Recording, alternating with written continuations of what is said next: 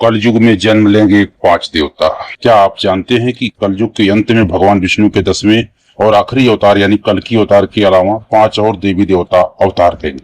अब यह 5 देवी देवता किस उद्देश्य से अवतार लेंगे, इनका कार्य क्या होगा, चलिए बारीकी से इस पहलू को समझते हैं। श्रीमद् भगवद गीता में खुद भगवान श्री कृष्ण ने कहा है, जब जब धर्म की हानि होती है, अधर्म और पाप का बोलबाला होता है, तब तब धर्म की स्थापना के लिए मैं अवतार लेता हूँ। वही विष्णु अवतारों के रेफरेंस में श्रीमद् भागवत महापुराण के 12वें स्कंध में लिखा है कि कलयुग के अंत में भगवान विष्णु का कल्कि अवतार होगा। और इसका एक और प्रूफ कल्कि पुराण में भी लिखा है, संभल ग्राम मुखस्य ब्राह्मणस्य महात्मनम भवने विष्णु यशस्य कल्कि प्रादुर्भावस्य, अर्थात उत्तर प्रदेश के संभल ग्राम में मुख्य ब्राह्मण विष्णु यश के घर में श्री सुमति के गर्भ से भगवान कल्कि का जन्म होगा। इसके साथ ही कल्कि पुराण में उन 5 अन्य देवी देवताओं के बारे में भी उल्लेख है जो विशेष कार्य के लिए अवतरित होंगे। इन 5 देवी देवताओं में से 3 तो खुद भगवान कल्कि अवतार के बड़े भाई होंगे। 5वें नंबर पर हैं शेषनाग के अवतार सुमंत। अगर हम कल्कि पुराण का अध्ययन करें तो हमें पता चलता है कलयुग के अंत में शेषनाग के अवतार भी कल्कि अवतार के बड़े भाई के रूप में जन्म लेंगे। नमस्कार दोस्तों, हमारे मोटिवेशनल आरके ब्लॉग चैनल में आप सभी का बहुत बहुत स्वागत है। दोस्तों, आप लोग कमेंट में जय श्री कृष्ण लिखकर भगवान श्री कृष्ण का आभार जरूर व्यक्त करें ताकि आपके पूरे घर परिवार के ऊपर भगवान श्री कृष्ण की कृपा सदैव बनी रहे। तो दोस्तों, वीडियो में हम आगे बढ़ते हैं। ठीक वैसे ही जैसे त्रेता युग में श्री राम के छोटे भाई लक्ष्मण जी हुए, वहीं फिर द्वापर युग में भगवान श्री कृष्ण के बड़े भाई के रूप में बलराम जी, यह दोनों ही खुद शेषनाग के अवतार थे। ठीक इसी तरह कलयुग के अंत में कल्कि अवतार के बड़े भाई के रूप में शेषनाग के अवतार सुमंत जन्म लेंगे। त्रेता युग और द्वापर युग की तरह इनका कार्य भी वही होगा। हर समय कल्कि अवतार की सुरक्षा, जैसे कल्कि पुराण में विस्तार से इनकी शक्तियों का जिक्र तो नहीं किया गया, लेकिन जो खुद नागों के राजा हों, भगवान विष्णु के परम भक्त हों, जिनके सहस्त्र फलों पर पृथ्वी टिकी हो, जिन्हें अनंत आदि शेष और सहस्त्र शीर्षों के रूप में जाना जाता है, जो समय और अंतरिक्ष के संतुलन के प्रतीक है, उनकी शक्तियों का अंदाजा लगाना भी हम इंसानों की बस की बात नहीं है। लेकिन इतना जरूर कहा जा सकता है कि यह भगवान कल्कि अवतार की तरह अति बलवान और दिव्य गुणों से संपन्न होंगे, क्योंकि इनकी शिक्षा दीक्षा का कार्य भी खुद परशुराम जी के हाथों होगा।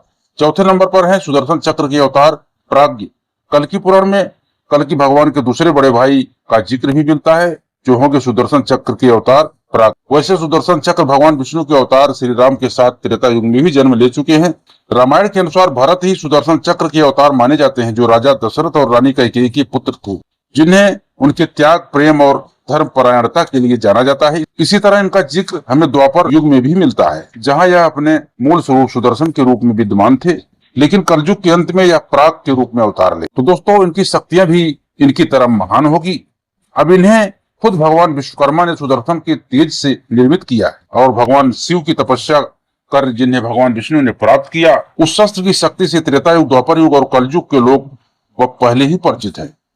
वैसे कलयुग के अंत के समय इनकी शक्तियां और बढ़ जाएंगी, क्योंकि इन्हें भी युद्ध शिक्षा देने का कार्य करेंगे खुद परशुराम जी। तीसरे हैं पांचजन शंख के अवतार कवि। शेषनाग और सुदर्शन चक्र के साथ भगवान विष्णु के पांचजन शंख भी कल्कि अवतार के बड़े भाई के रूप में जन्म लेंगे।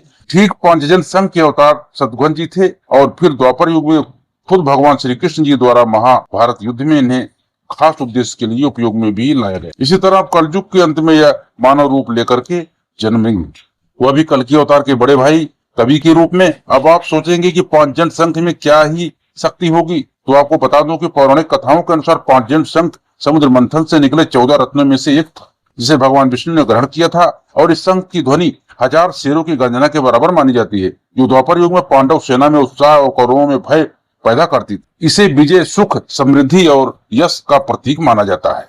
और अब यही शक्ति कलयुग के अंत में कल्कि अवतार के बड़े भाई के रूप में जन्म लेगी। दूसरे नंबर पर है कल्कि अवतार की 2 पत्नियां पद्मा और रमा। कल्कि पुराण के अनुसार भगवान विष्णु के अंतिम अवतार श्री कल्कि की 2 पत्नियां होंगी, जिनमें से एक होगी खुद माता लक्ष्मी का अवतार पद्मा, और इससे पहले त्रेता युग में भगवान राम की पत्नी माता सीता, और द्वापर युग में भगवान श्री कृष्ण की पत्नी रुक्मणी साक्षात माता लक्ष्मी का ही रूप थी। इसीलिए कलयुग के अंत में श्री सिंघल द्वीप यानी श्रीलंका की राजकुमारी और राजा बेहदर्थ की पुत्री पद्मा ही भगवान कल्कि अवतार के संग जन्म लेगी, और फिर इन दोनों का विवाह होगा। कल्कि पुराण के अनुसार माता पद्मा से भगवान कल्कि को जय और विजय नामक 2 पुत्रों की प्राप्ति होगी। अन्य पुराणों के अनुसार जय और विजय भगवान विष्णु के द्वारपाल थे, जो एक श्राप के चलते सतयुग में हिरण्यकश्यप और हिरण्याक्ष, त्रेता युग में रावण और कुंभकर्ण, द्वापर युग में शिशुपाल और दंतवक्र बनकर जन्मे थे। लेकिन इस बार यह कल्कि अवतार के पुत्रों के रूप में जन्म लेंगे। वहीं भगवान कल्कि की दूसरी पत्नी साक्षात माता वैष्णो देवी का अवतार रमा होगी, जो त्रेता युग से भगवान से विवाह के लिए तपस्या कर रही हैं। पौराणिक मान्यताओं के अनुसार त्रेता युग में राक्षसों के अत्याचार बढ़ गए थे। तब महाकाली, महालक्ष्मी और महासरस्वती ने अपनी शक्तियों को मिलाकर एक दिव्य ज्योति उत्पन्न की, जिससे दक्षिण भारत में रत्नाकर सागर नामक एक भक्त के घर में एक कन्या का जन्म हुआ, जहाँ उन्हें त्रिकुटा कहा गया। त्रिकुटा बचपन से भगवान विष्णु की भक्त थी। बड़े होकर त्रिकुटा ने भगवान राम को पति के रूप में पाने के लिए कठोर तपस्या शुरू की। जब भगवान राम लंका से लौटते समय समुद्र तट पर आए तो उन्होंने त्रिकुटा को तपस्या करते देखा। भगवान श्री राम ने कहा वह इस अवतार में माता सीता के पति प्रतिबंधित हैं, इसीलिए वह कलयुग में कल्कि अवतार के रूप में उनसे विवाह करेंगे। राम जी ने उन्हें त्रिकूट पर्वत यानी आज के जम्मू कश्मीर मौजूद गुफा में तपस्या करने और लोगों को कल्याण करने का निर्देश दिया। तब से त्रिकुटा रूपी माता वैष्णो देवी आज भी तपस्या में लीन है और भगवान कल्कि अवतार का इंतजार कर रही है। कहते हैं कल्कि अवतार के विवाह के बाद इन्हें भी 2 पुत्र मेघमाल और बलाहत की प्राप्ति होगी। अब बात करते हैं उस देवता की जिनके अवतार का जिक्र कल्कि पुराणों में नहीं है, लेकिन उनका अवतार कल्कि भगवान की सहायता के लिए होगा। यह है नंबर 1 पर मौजूद भगवान गणेश का अवतार धूम्रकेतु। गणेश पुराण और मृदल पुराण में वर्णन है। जब कलयुग में पाप अपने चरम पर होगा, भगवान कल्कि अवतार जन्म लेंगे तो उनकी सहायता के लिए भगवान गणेश का 8वां और अंतिम अवतार प्रकट होगा, धूम्रकेतु। यह अवतार नीले घोड़े पर सवार होकर भगवान विष्णु के कल्कि अवतार के साथ पापियों का नाश कर फिर सतयुग की स्थापना करने के लिए होगा।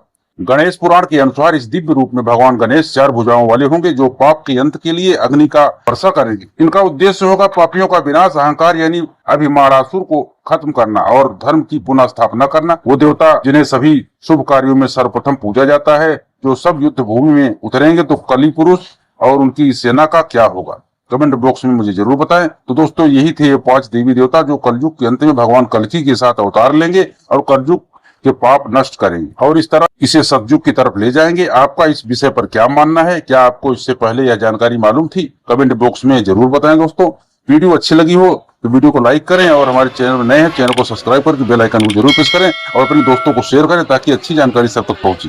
तो मिलते हैं दोस्तों अगले वीडियो में, तब तक आप खुश रहे, मस्त रहे, आनंद रहे। जय श्री कृष्ण मित्रों।